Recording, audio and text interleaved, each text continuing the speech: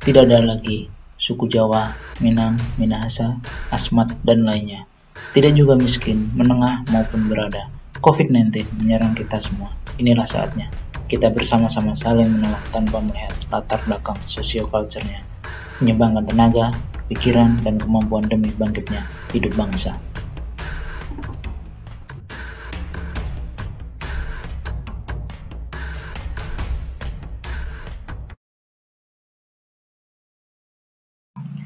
Pandemi COVID-19 yang merupakan pandemi global yang menyerang seluruh dunia membuat sektor kesehatan dan ekonomi Indonesia mengalami tantangan yang sangat besar.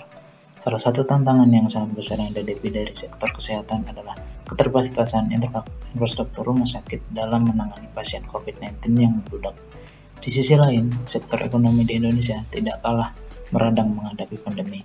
Hampir semua masyarakat terkena imbas dari sisi ekonomi, terutama masyarakat kecil. Kementerian PUPR sebagai lembaga pemerintah penyedia infrastruktur memiliki andil yang sangat besar untuk memperbarui sektor kesehatan dan sektor ekonomi di masa pandemi ini. Sebagai contoh, di sektor kesehatan, Kementerian PUPR membangun beberapa rumah sakit untuk pasien COVID. Di antaranya pembangunan dan pengalihan fungsi Wisma Atlet Kemayoran sebagai rumah sakit darurat COVID dan pembangunan rumah sakit darurat COVID-19 di Pulau Galang, Batam dalam waktu 20 hari. Hal ini dilakukan PUPR sebagai komitmen dan bentuk tanggung jawab terhadap terbatasnya rumah sakit yang untuk menangani COVID-19.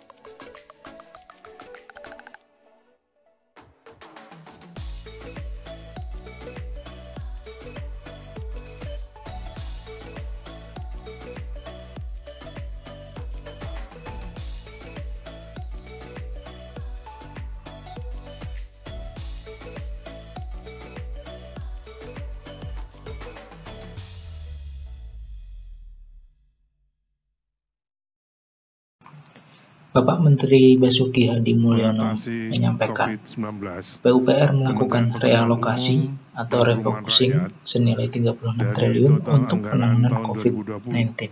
Sebesar 120 triliun telah direalokasi dan direfocusing programnya sebesar 36,19 triliun rupiah. Jadi dari 120 triliun rupiah total anggaran Kementerian Pekerjaan Umum tahun 2020 direalokasi dan direfocusing sebesar 36,19 triliun.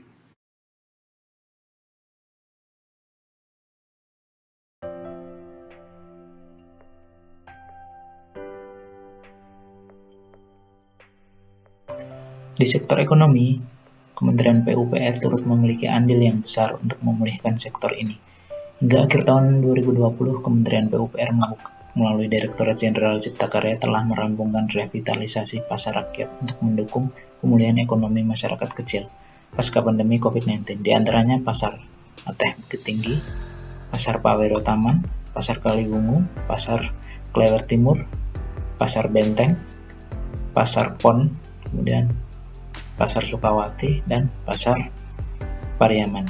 Menteri PUPR Basuki Hadi Mulyono mengatakan, revitalisasi dan pembangunan pasar tradisional merupakan bentuk perhatian pemerintah kepada para pedagang agar pemulihan ekonomi pasca pandemi dapat berjalan lebih cepat.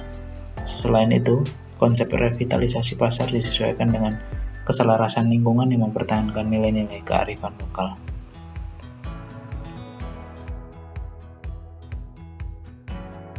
Tindakan PUPR dalam pembangunan rumah sakit COVID, revitalisasi pasar, dan pengalihan anggaran ini mencerminkan nilai-nilai dasar bela negara, di antaranya cinta tanah air dengan indikator menghargai karya anak bangsa lewat konsep revitalisasi pasar yang mempertahankan kearifan lokal, setia kepada Pancasila, dan indikator saling membantu dan tolong-menolong antar sesama manusia, serta rela berkorban untuk bangsa dan negara dengan indikator menyumbangkan tenaga, pikiran, dan kemampuan untuk kepentingan masyarakat.